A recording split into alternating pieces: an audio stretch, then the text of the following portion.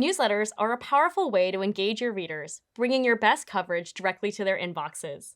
But what are the best ways to encourage someone to sign up? How do you increase your open rate? And how can you encourage newsletter subscribers to come back? I'm Tina Shao from the Google News Initiative, and in this video, we're diving into the world of newsletters.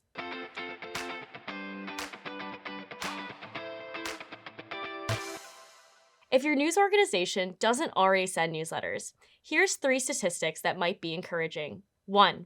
Newsletter subscribers are 10 times more likely to become paid subscribers than other readers. 2.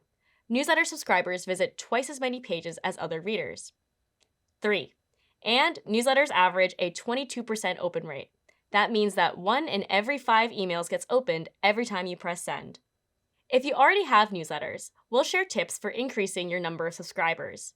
And we'll explain how to use free solutions to take your newsletters to the next level.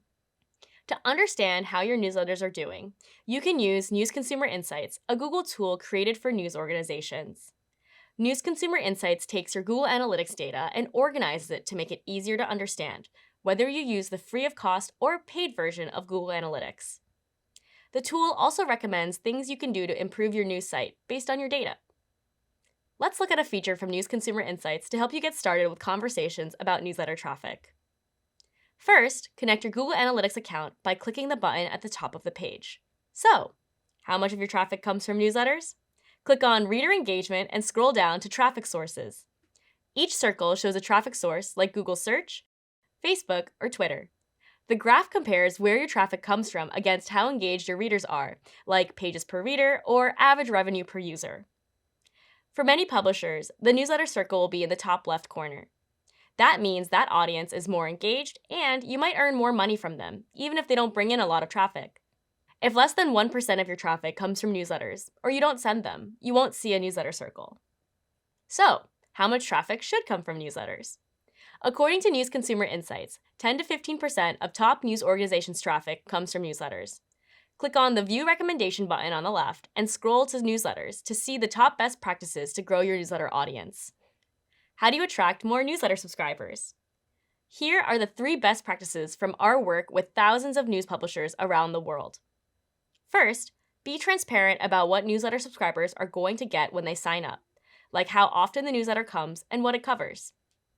Second, promote sign-up across your site, like within an article or on the homepage. You want it to appear when someone lands on a page without requiring someone to scroll down to see it. That's called above the fold, like in a newspaper. You can even promote newsletters related to the article they're already reading. Third, make it easy to sign up. The more things you ask for, the less likely someone will sign up. Ask for just their email address and avoid asking for names or other personal information. You can even enable autofill so their email appears automatically. On average, buttons are clicked 5% of the time, like when someone signs up for the newsletter, but the best buttons get clicked 70% of the time.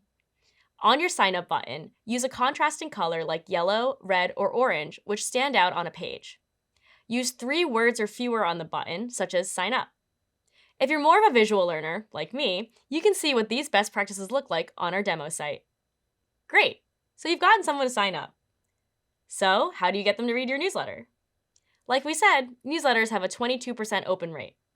Put differently, 78% don't get opened at all. You'll need to catch your audience's interest very quickly and persuasively.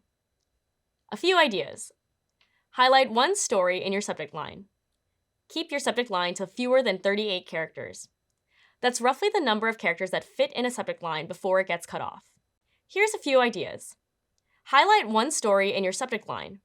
Keep your subject line to fewer than 38 characters. That's roughly the number of characters that fit in a subject line before it gets cut off. Include your mission or slogan in the header.